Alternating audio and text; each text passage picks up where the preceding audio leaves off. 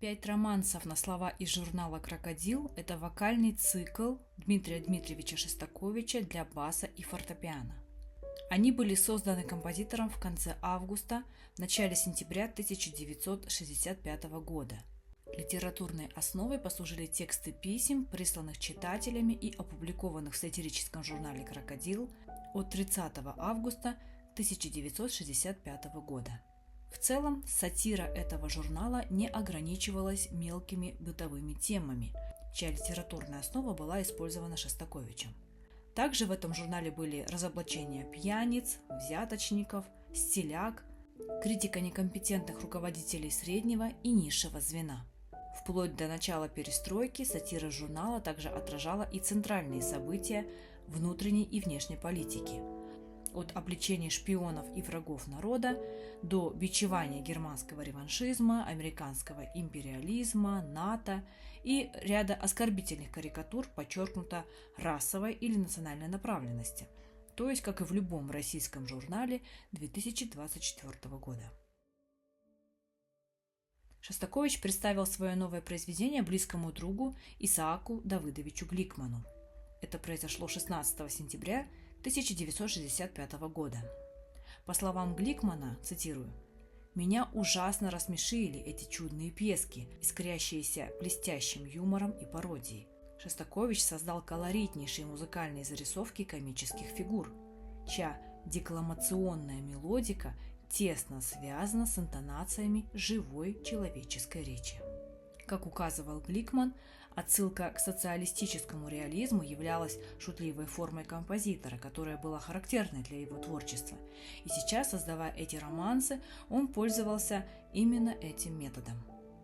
Для каждого из отобранных 5 текстов Шостакович сам придумал название и в целом называл эти свои пьесы юморесками. Премьера этого вокального цикла состоялась 28 мая 1966 года в Ленинграде, в Малом зале филармонии в исполнении Евгения Нестеренко, аккомпанировал сам композитор. На этом авторском концерте Шостакович последний раз в жизни выступил публично в качестве пианиста. Принимавшая участие в этом концерте Галина Вишневская вспоминала, что Шостакович очень волновался, боялся, что у него откажут руки. У него на тот момент уже были проблемы с правой рукой. Но выступление в целом прошло благоприятно. Однако после концерта, уже ближе к ночи, Шостаковичу стало плохо и у него случился инфаркт, в связи с чем он несколько месяцев находился в больнице.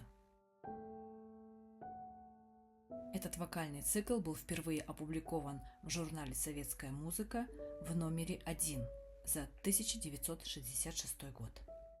Первый романс получил название «Чистосердечное признание».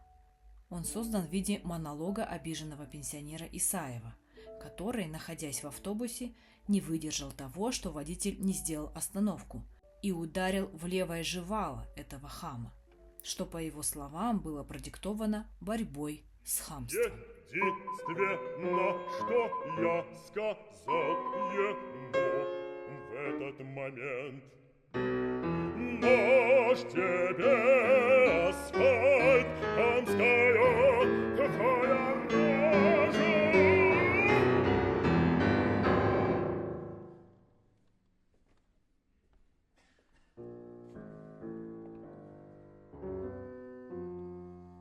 Вот какие мероприятия приходится применять к изжитию хамства.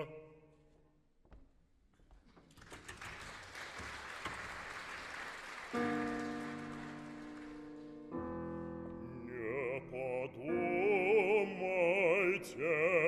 что я был пьян. Мне 67 лет, и в то утро я еще не завтракал. Пенсионер Исаев Н.М. В романсе «Трудноисполнимое желание» речь идет о холостяке, которому требуется много денег. И он хочет такую жену, которую просят выслать ему побыстрее. А если есть в Москве такая, чтобы кормила, чтобы поила и денег с меня не спрашивала, то сообщите мне ее адрес, пожалуйста, пожалуйста.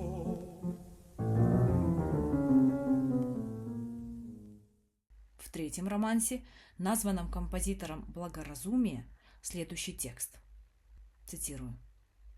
«Хотя хулиган Федулов избил меня, я в органы нашей замечательной милиции не обратился. Решил ограничиться полученными побоями». Хотя хулиган Федулов избил меня, я в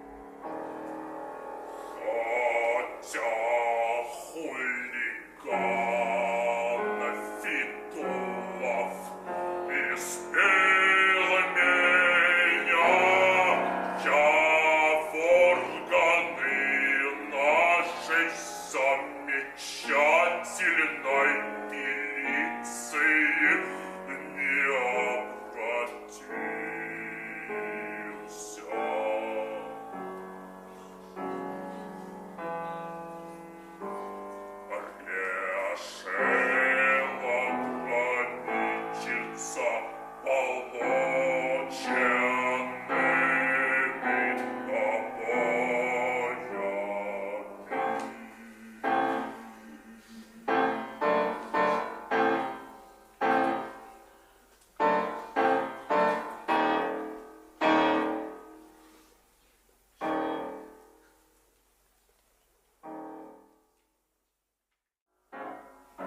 полученными Пастухой Иринка не видна, коренастый, широкоплечий, он сидит к ней спиной и лупит яйцо.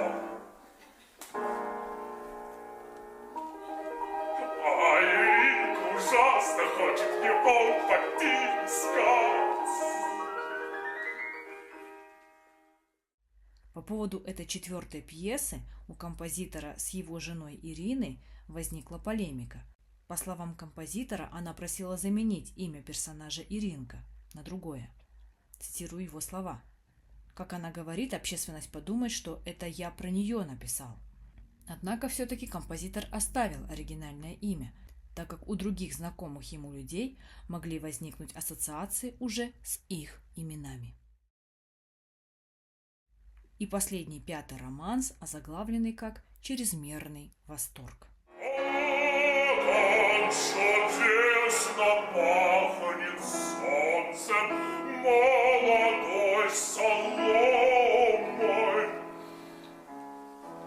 А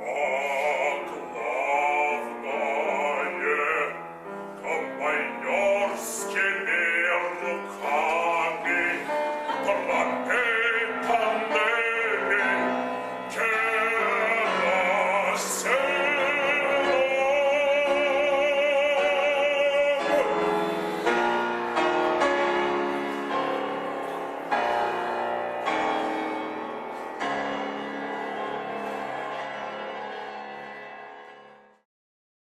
Ставьте лайки, если информация оказалась для вас полезной и интересной. Подписывайтесь на мой канал, смотрите другие мои видео. Всем пока!